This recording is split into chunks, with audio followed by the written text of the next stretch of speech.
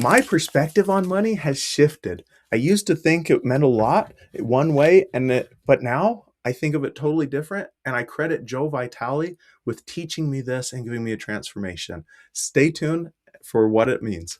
Today, we're talking about money. And when I say money, I mean the green stuff, right?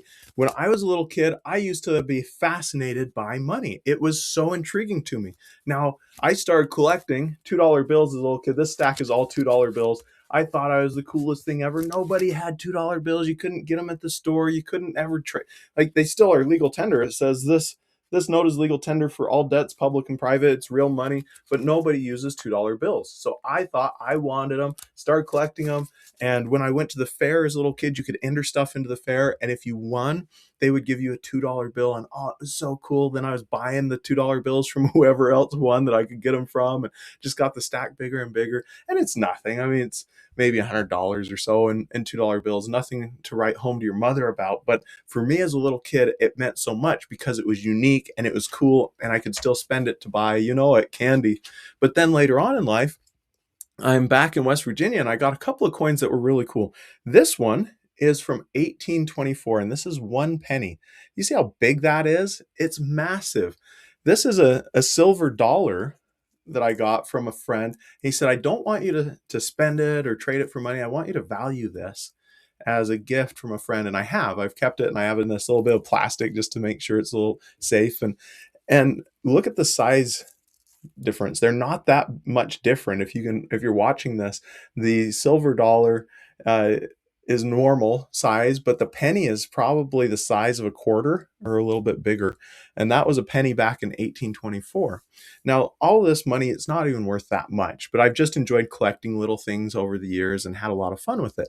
But my perception of money has shifted. So we've had money for thousands of years. It's been around for a long time. I've been tempted on more than one occasion to go and buy some of the old coins you can get that are from thousands and thousands of years ago, just because it's fun and neat, and to see that literally people thousands of years were using this in the same way that people are using money today.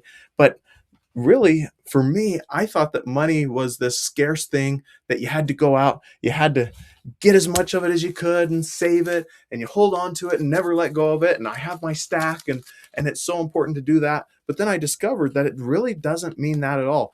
Let me show you. I'm gonna grab something here that most people today haven't seen, but this is an old $1 bill.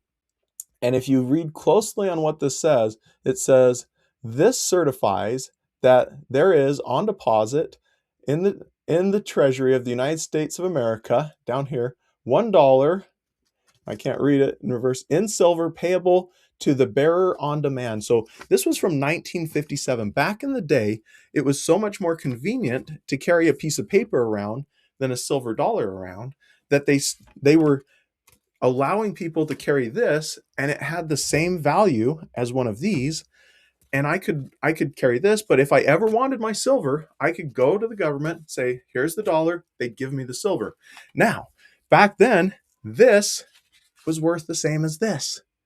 Today, not even close. And there's a reason for that. Money has lost its value. And I'm not here to talk all about inflation and monetary policy. That's not the purpose, because that's not the shift that I had. But what shifted was, I wanted to point something out.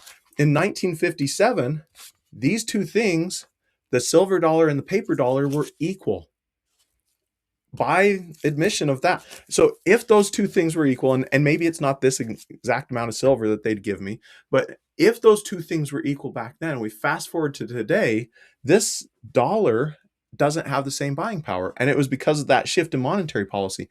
But the shift that Joe Vitale taught me, that's totally different than monetary policy or inflation or any of that. Or I know Rich Dad, Poor Dad, Robert Kiyosaki does a great job of explaining why you don't want to just store money under your mattress, because it does lose value over time, whereas precious metals maybe don't.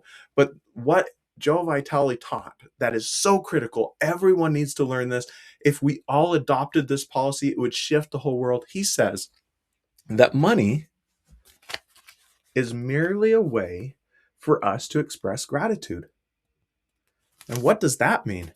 Well, let's break that down. If I have $2 and you do something for me, and I appreciate what you've done for me, I say, thank you so much. Hey, here's some money. Can I give you some money? Sure, I'll take that money. So you give the money, right? That is an exchange. And you provided me a service and I paid you for it. But the key difference is the mindset shift I now have, that money is a way to express gratitude. Have you ever heard that before? Giving someone your money is a way for you to say thank you to them. So whenever the power bill comes due, oh yeah, let me here, how much do you want? You have that. Because what would life be like without power? What would it be like if you didn't have a refrigerator keeping your food cold? What would it be like if you didn't have a freezer keeping your ice cream frozen? What would that be like without electricity? I couldn't film this. I wouldn't have lights shining on me for this. My computer wouldn't be working. I'd have no internet if we didn't have electricity. How grateful am I for electricity? And man, let me tell you about the trash service. Could you imagine what it would be like if someone wasn't coming by to pick up trash for you all the time? Wow, totally different, right? People grumble, oh, they want so much money for taking my trash away. Yeah, they do. And you should be paying them all that and be grateful for it, because how much better is your life because somebody's willing to drive up and take your garbage away so it's not piling up all over your house. What else are you grateful for? Man, I am so grateful when I can go to the pump and buy gasoline so that I don't have to walk everywhere I want to get to. It would be terrible if I was trying to keep my schedule and have to walk or maybe ride a bike. Man, I'd be the healthiest person alive with all the meetings I go to.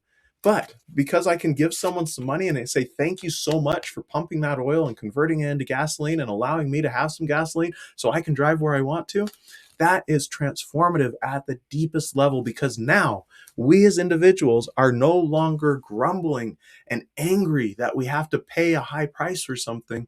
We're now saying, I am thankful for what you're doing for me, and I'm going to express that gratitude by paying you money.